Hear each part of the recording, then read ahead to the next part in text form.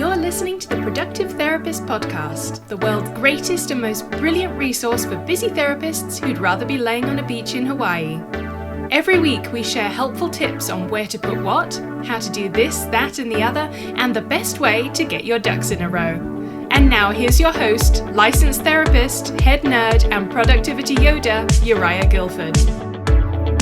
Hello there. Many of you who listen to this podcast have started listening recently, and I wanted to say a big welcome to you. You're in the right place for great tips, tools, and suggestions for growing your practice. I want to share with you one of my most listened to episodes ever, 14 Qualities of a World-Class Intake Coordinator. In this episode, Tracel and I share with you the secret formula we've learned over years of training and working with intake coordinators. Get your pen and paper ready as we share with you the 14 qualities you should be looking for. Hello. Hi there. How are you doing today? I am good. How are you? Fantastic. Today, we're going to actually talk about 14 qualities of a world-class intake coordinator.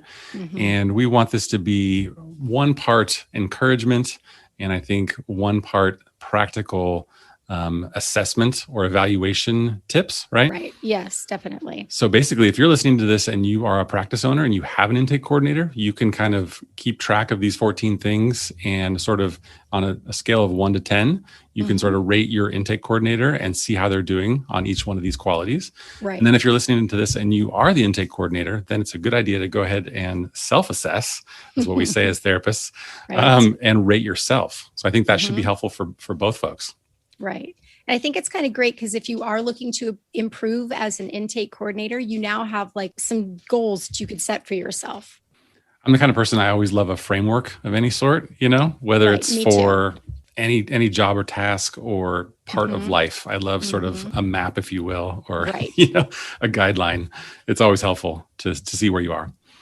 I actually had a conversation with one of our productive therapist members the other day, and it just kind of stood out. She said, my assistant is fantastic. She learns quickly, makes very few mistakes, and just gets her work done. I feel like I can trust her. When I heard that, I was amazing. Like pumping my fists in the air. Like that's Right. that's what it's all about. Exactly. And she also, the way she said she gets her work done, she actually said she's very quiet. But what she meant was she just, behind the scenes kind of does all the things and it's like the quality is good. So ultimately, if you get a review like that from the practice owner or from your boss, whoever is your manager, like that's what we're looking for, right? Right. I think quiet, another good thing was that she could work on her own, right? She doesn't need a lot of direction and think independent. Excellent. That's the word. Yes. Definitely. So you want, we're going for 5 stars on Yelp. If you and your services were, to be rated. Right. Yeah. Right. So a couple quick tips on why this is important. And these might be sort of self-explanatory, but they're worth saying. So the first one is potential clients looking for help are depending on you to do your job well. And you know that already. This is, it's not like super high stakes work, but it is very, very important. And people are calling with some level of crisis or need. And so they need you to be the best that you can be on every given day as much as possible. So that's number one. The second one for you, if you're the intake coordinator listening to this, if you are so good that you're irreplaceable, you're going to have a ton of job security, and a happy boss is always a good thing, right? Yes. Yeah. That's our goal, is to be irreplaceable. I think the word for that is linchpin, which on the one hand is a really good thing if you're the employee and you are, like I would say you are that, Tracel. You would be very, very difficult to replace at this point. So Well, linchpin. I have something to tell you. No, I'm just kidding.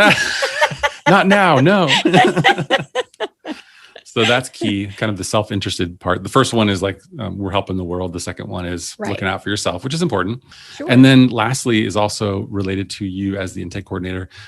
If you are world-class and you do the best that you can, you're just going to have more positive self-esteem and confidence because you're doing good work. That's right. It feels good. So you might be curious, what are the 14 qualities of a world-class intake coordinator? I'm going to tell you. 14 might seem like a lot. We could make it a tighter list. We could also make it probably 37 qualities because there are a lot of things to mention and aspects, character traits, if you will, that make a person particularly good at this job. But we'll go with 14. And some of these, actually, we took an informal poll of our team of virtual assistants and got some of these answers from them. They're too sort of shy is not the word, but they don't want to brag on themselves, but they were able to volunteer. They're modest. Yes, but they are awesome. They're all awesome. So the first one, and a lot of these are going to be self-explanatory, but we will add some context and maybe some examples to tell you what that kind of looks like or means on a day-to-day basis. First one is strong communication skills. Obviously, across the board, that's really important, written and verbal. Yes. I mean, that's on every job posting, right? We need somebody that has strong communication skills, but it just can't be overstated that you need to be able to do that. And one of the things we talk about in our training process for new intake coordinators is over communicating is critical, especially in the beginning. Right. So you want to say more than you think you need to say. Right. And really, same with writing too. Right. And it's really important for us because we are remote, but some of our intake coordinators listening to this could be working remotely. And I think that's when it's even more important, because that's where I think the chances of something going wrong, if you are not able to communicate well via email or, in some sort of written form, when you can't see somebody face to face and go, well, what about have that back and forth immediately. I think it's really important if you're working remotely. That's true. Sometimes when I'm writing emails or messages on our internal messaging system, I try to anticipate any questions that might come up. And then because you don't want to make written communication like too long, but you want to make it succinct and touch on all the things that you think might be important. Exactly. So that's critical. And the next one is ability to balance empathy with boundaries. Obviously, empathy is a helpful skill no matter what your role or no matter where you are in life, but it's got to come with boundaries. This one book that I read called Radical Candor, which is about helping managers give feedback to their employees, calls it ruinous empathy. So so you can have so much empathy that you're not communicating the right things that need to be communicated, right? Right. I could see that. Yeah. And that's where boundaries come in. It's super important. And we're talking about empathy and boundaries within the communication with the clients or potential clients, but also with your coworkers and your boss. So empathy in the sense of being able to understand others, the feelings of others, especially when you're an intake coordinator talking to people on the phone and being able to express that. There's not too many situations where you need to set hard boundaries with potential clients, but there's times when you have to say no, or we don't have a therapist available, or that scheduling option available, or those kinds of things. So I guess part of that is you want to be a person that is compassionate and caring, but you also want to be able to have some backbone, I guess, right? Yes. Some ability to kind of stand up for whatever needs to be stood up for. Right. Let somebody down gently. Yeah, there's a lot to potentially unpack in there, but I'm going to leave it at that. Empathy with boundaries. Yes. And that's important. Let me take just a quick pause and tell you a bit about our sponsor. This episode has been sponsored by Simple Practice, the leading practice management platform for private practitioners everywhere. More than 75,000 professionals use Simple Practice to power telehealth sessions, schedule appointments, file insurance claims, communicate with clients, and so much more. It truly is an all-in-one HIPAA-compliant platform. Get your first 2 months of Simple Practice for the price of one when you sign up for an account today. This exclusive offer is valid for new customers only, and you can go to simplepractice.com/productive therapist to learn more. So number 3 is attention to detail and organization. Again, kind of self-explanatory, but I don't know. The truth is, Tracel, most people are not very good at self-assessment, right? Yeah, so many people think they are, right? They're like, I have great attention to detail. And you're like, I don't think so. It's true. There's been actually a lot of studies on therapists evaluating their own effectiveness in their work. And by and large, we think that we're better than we are. And part of that is because we don't have a lot of metrics for how do I know for sure that I'm doing good work. But with this role as an intake coordinator, you know what you're supposed to do, and you know what a good job looks like. And if you don't, you need to ask, right? But I like it when we're interviewing people for a virtual assistant position. I like it when they say something to the effect of, I obsess about details, or I'm a nerd about organization, or I have a system that I use. And any of those things, I'm like, you are the one. Right. So that's super important. And that goes along with what I said before about that sort of 5-star review of somebody saying that very few mistakes. We're all going to make mistakes, and everybody is human, and we understand that as employer. I understand that as an employer, and everybody gets that. But you want to hopefully not make the same mistakes and pay attention. Next one is good at creating and following a system. And this is something that you might not have expected to be on this list, but it is. Obviously, following directions and following, written Sure. policies and procedures is very helpful. Like, yes. People who are so independent or even bordering on rebellious are probably not great for this right. kind of situation. But the part here that I want to emphasize is creating and improving systems and documenting systems. Yes. I can tell you that every practice owner out there who has an intake coordinator is very busy, probably seeing a lot of clients, probably, managing a bunch of other things for the practice. Mm-hmm. And if you, as the intake coordinator, can improve on the systems that are there already and or create new ones, again, you're going to be much harder to replace and very valued by the practice owner. Right. Because don't you think that sometimes if somebody is a solo practitioner, they are doing all the things. And so they just maybe create a system that is not very efficient or effective, but it got them by at the time. Mm-hmm. And so if you can take that and go, what would be great if we did this, we could make this change and this would happen, and you can show them the benefits. Mm-hmm. I'm sure they tell you, yeah, do it, go for it. And that's where it's really fantastic for us as a team. If somebody needs something like, hey, is anybody using something like this? Or what about that? And so we're able to pool our resources with all the different members that we work with. And that is really helpful. It's really, I can't overstate the value of creating and updating and improving systems. It's so key. And one things I love about Lucy, who is the podcast producer, is what I'm trying to say. Ooh, that's hard to say. And does several other things too. But whenever I say, hey, actually I'd like to do it like this, or I give her some sort of small change in the order of the way we do things or how we do it, she immediately goes to that document and then updates it. Right. So if somebody else ever needs to take over and do what she was doing, yes, they will have the up-to-date information. So I'm like, that's yes, right. Yes, that's a win. Okay. Number 5 is strong problem-solving skills. I was listening to a book called Clockwork, which I highly recommend, by Mike Michalowicz, which is all about systems and creating a business that runs itself or runs like clockwork. And they talk about the difference between deciding and delegating. And they say, basically, if you have an employee that you give something, you hand something over to, but they have to keep coming back to ask you 1,400 questions about it. Right. Because they encounter any number of bumps in the road, then that just doesn't work for both sides. Right.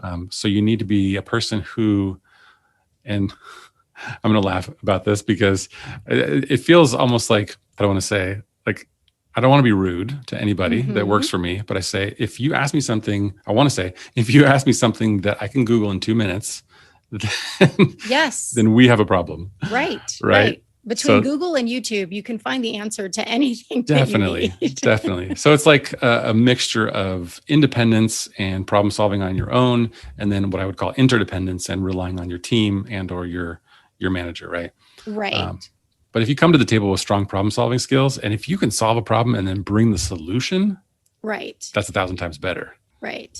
And the thing that I think is even great is somebody says, hey, I need help with this. I've tried this, I've gone to Google, I've done this, and they have tried to work it out, but they're at their end of, their choices, their options, then absolutely, please ask for help. Nobody's saying try to figure everything out on your own, because, we are a team here. So I know you're not ever saying that, but let me know you've tried something on your own first. 100%. Yeah. I'll never be upset about that if the solution is not there, but the effort is, right? Right. So that's pretty key. And that one goes really well with number 6 and number 7. Actually, they're kind of together, but number 6 is ability to handle difficult situations. And that could be problem solving something that is especially tricky or difficult to handle. It could also be any number of difficult situations with, let's say, a very emotional or distressed caller, any number of things that you might encounter in your day-to-day work that are really challenging. And I guess you would call that grit. That quality might be called grit, right? Ability to handle that and take it on.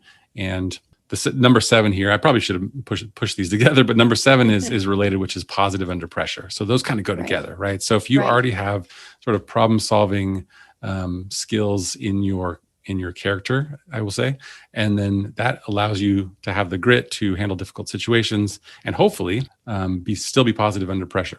It's not always easy to do. Like I know you and I have both had a challenging week. Yes. But we're trying to be positive. as much as possible. Right. But there have been some challenges that we've had to like solve, and some are that are unsolved or just not figured out yet. Right. Right.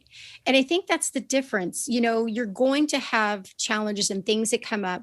And are you able to work through it? Or every single time that there's an issue, are you not able to handle it? There's a difference because, we've talked about this before, the importance of taking care of yourself. So did you get enough sleep? Have you eaten yet today? All those things that are going to make you better able to handle any challenging situation that comes up. So if you can't handle a situation, is it a one-off? Or is it you can't handle any difficult situation that comes up? There's a definite difference there. Yeah.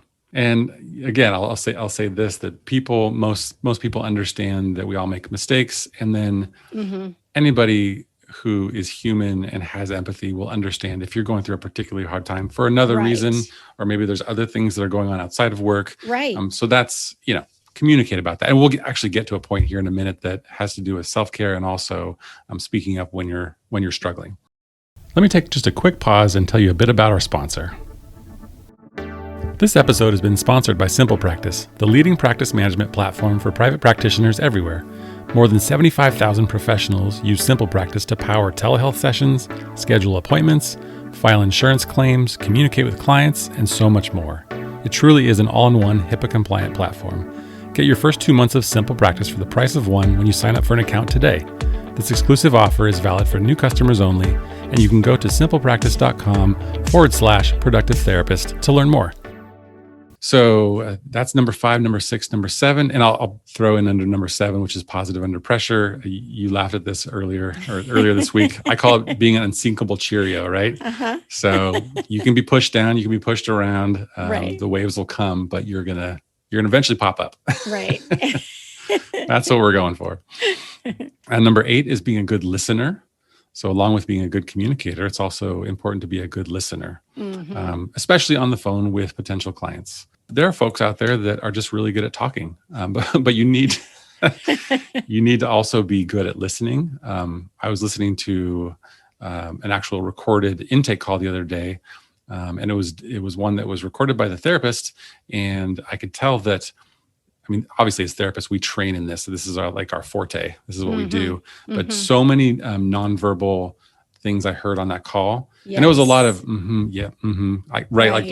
like the active warm, listening, empathetic, active listening, stuff like that. So that's pretty key, especially as an intake coordinator. You need to know when to be quiet, listen, when to express empathy, and then when to sort of direct the call and move things forward. Right. Right. And I think another part of being a good listener is even if you have to, because you're listening to understand.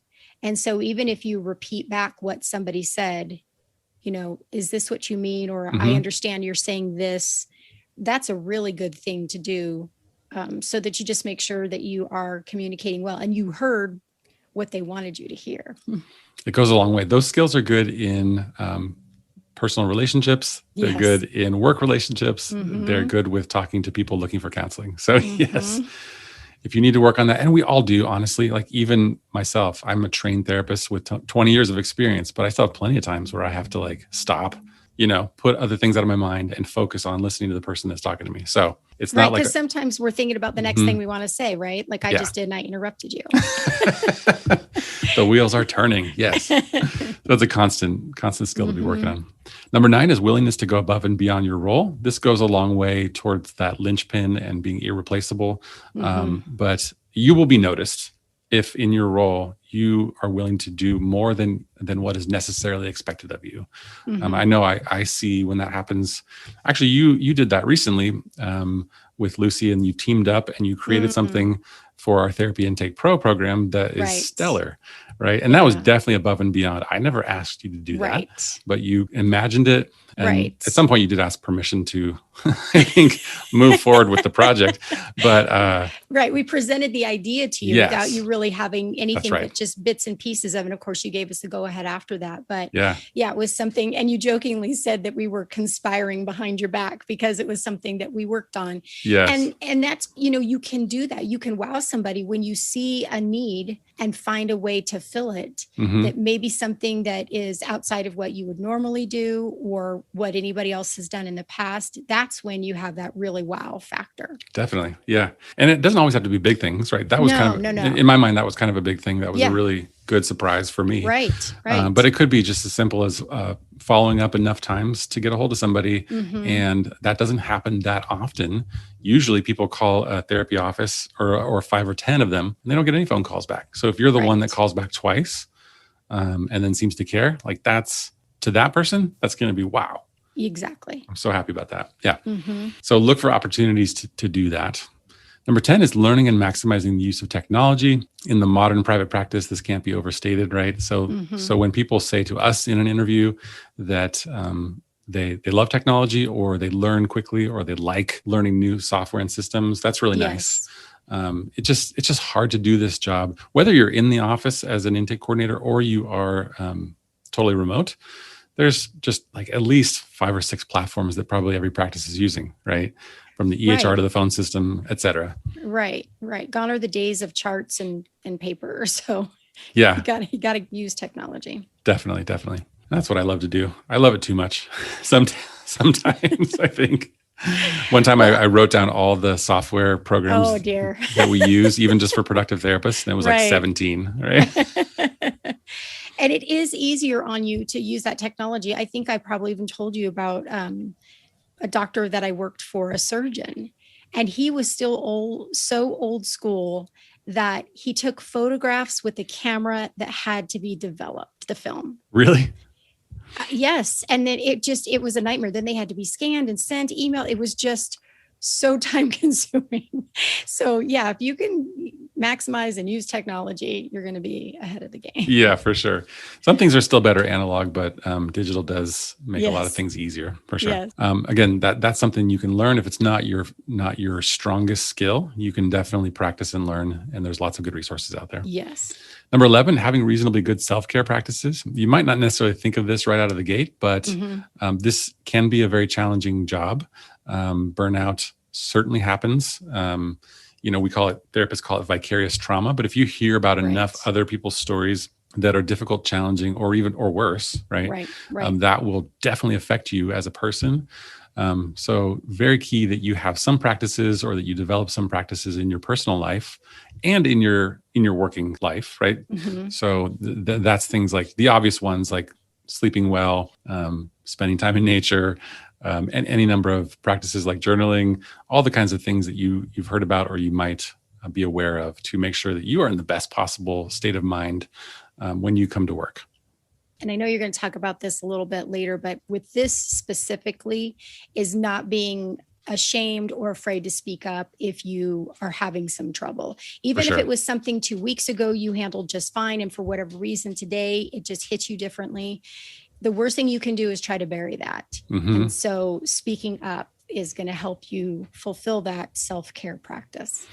And it takes a little bit of self-awareness to kind of check in with yourself and know when something's impacting you, or to know when you need a day off, right?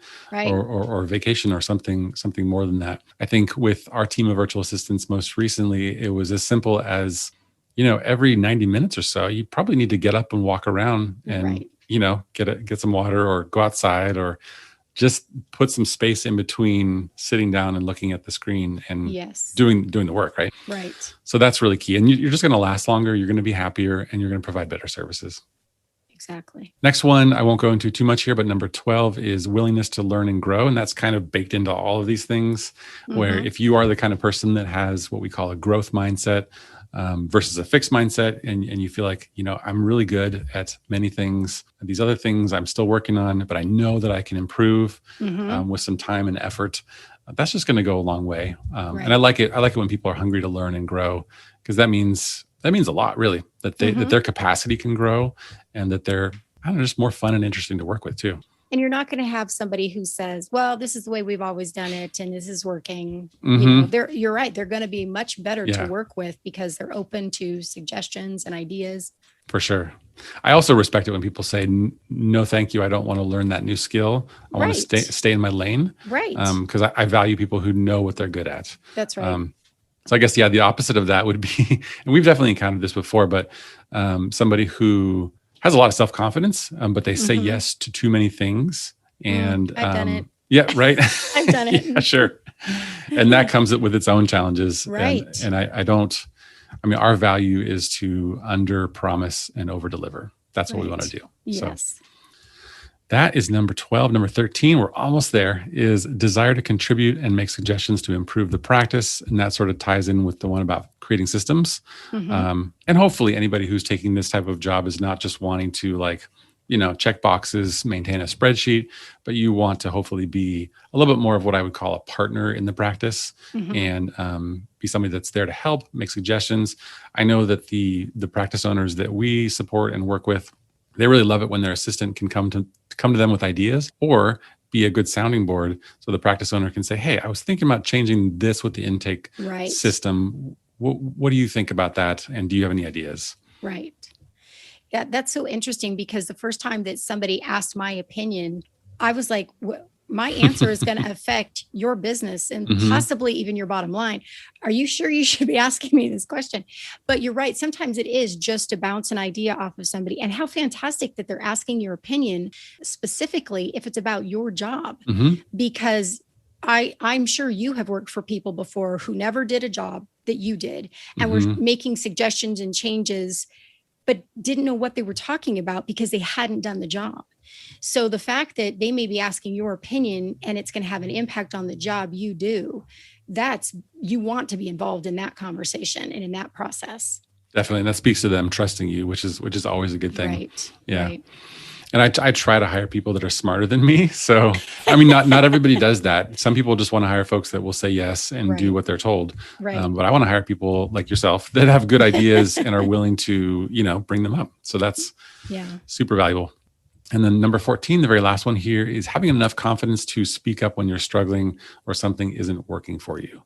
So a lot of folks who find themselves in administrative positions are helpers by nature, which is really good. Right. And sometimes those personalities can also can say yes a lot and then not speak up when they're overwhelmed, when they're struggling, or when something just simply isn't working.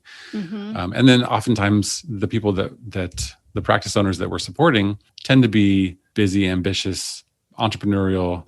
I'm not going to say hard charging, but maybe right. They move forward maybe quickly and those kind of things. And so as an assistant, as an intake coordinator, it's very important to be able to feel like you can have a voice and speak up when you need to. Right. And would you say as a practice owner and an employer that a lot of it also has to do with the way somebody speaks up and the way they broach the subject? Like, let's say, for example, somebody's asking for a raise. You can do that the right way and you can do that the wrong way.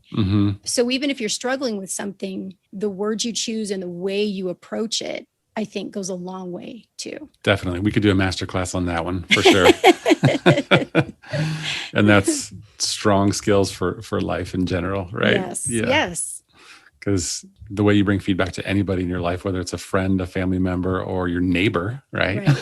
Right. So it's There's very a important. saying about that. Somebody who shows you the door, the way that they do it, they show you the door and you're thanking them for it because they have that skill of being able to.